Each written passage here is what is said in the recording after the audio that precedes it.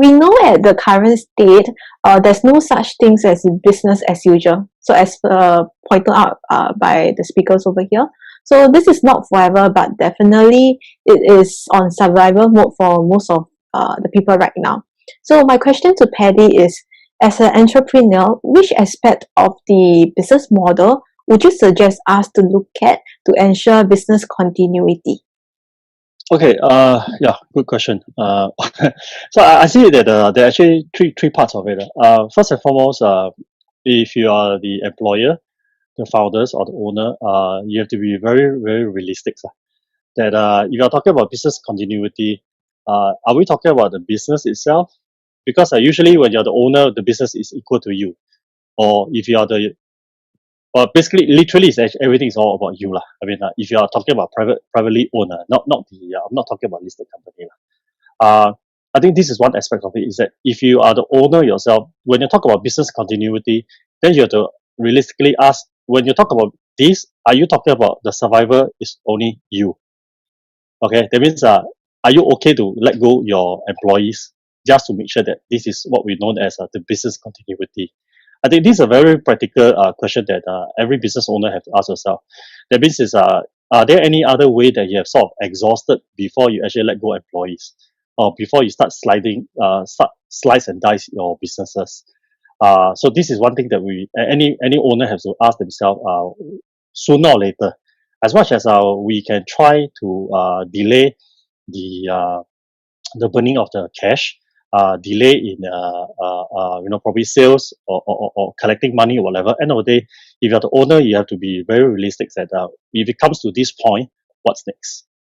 Okay, because my understanding is that some of my clients that we work with, the very first thing that they told us was that, okay, my company is in trouble, not because we don't have sales, but it's just that we cannot sell. Okay, why? Because we are considered as not essential. And in order to be essential business, then of course naturally you can hire the people, go back to the factories and do whatever is necessary. But when it comes to this situation where it's non-essential, you definitely need productions. You need things to run, and they can't. So when that is happening, meaning that your renters, everything is going to be pay for it. So when that comes to situations, you may have project financing, you may have a loan. So when it comes to that, you have to ask yourself realistically, as an owner, are you going to let go a lot of other things just to save that business? Okay. Then the other aspects of it is that as your employees, because why? Not all the employees are able to enjoy that a boss actually continue to pay them salary. So let's say a blue collar executive versus a white collar executive. A blue collar executive, if they don't do work, they probably won't get paid, or they are probably paid the very minimum, where a lot of them actually makes money probably from the OT that they have been working and running for years. So if a factory stops or production floor stops, that means they may be getting only the basic. But end of the day, to them is that, okay, they are stuck. Why? Because they may not even have enough money, may not have even sufficient money to even cover rent. I think this is very realistic, especially here in Singapore, where our cost of living is really one of the highest in the world. Okay, so if that is a situation, then there will be very realistic questions that the employees will ask themselves: can you continue this way? Okay, I think this is much more worse if you happen to be an employee who is actually on the work permit, because it's not so much simple as quick and then that's it.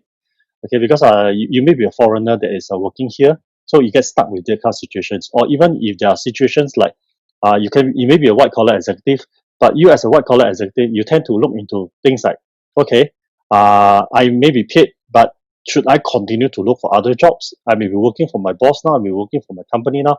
Should I continue with this? Because for all I know, I mean, I'm not blind. As an employee, I can probably see that the sales are actually slowing down.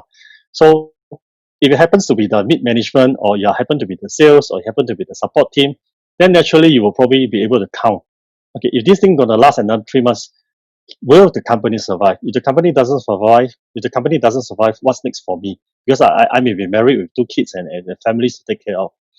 Then the third part is it comes back to one very big question here is, you still have a lot of things that you need to pay for, even if your businesses stops, like rental, your vehicles, all the utilities, all the power bills and everything, loans, your project financings, all these are still money. And all these are, I mean, as much as the bank can be very nice to you when they borrow you the money. I mean, usually, I mean, this is my perspective. Banks will usually lend you the money, not when you most need it.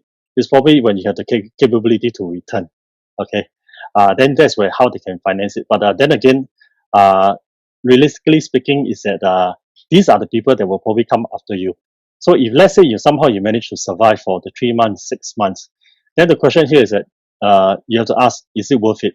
Because the damages to your business, it may actually be best that you actually shut it down and have whatever balance that you have, actually make a compensations and then move on, rather than you continue it 6 months, 9 months later, the banks are all going to come after you because like somehow, somewhere, the businesses that you used to run may not exist anymore 6, 9 months down the road. I mean, this is I just want to be as practical as possible because business continuity is not something like let's just I mean in Singaporeans we have this thing called tahan a bit. Okay, there's a saying you just hold on to it as long as you can.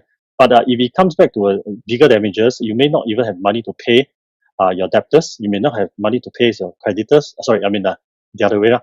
You may not even have money to pay your salaries to the employees or pay whatever renters, and then you yourself get yourself into a deeper trouble. So that is actually a spiral effect that may actually be happening. So I guess in terms of business continuity, you probably have to look into these three things. Can I add on that Paddy's point? Sure, sure. I think business owners, entrepreneurs tend to have this thing called optimism. So I think they need to be very mindful and do a reality check about their own optimism. Are they still too optimistic? Because sometimes the blind optimism can actually kill you as well. Yeah, I just want to add on that. Thanks. Right. Thank you.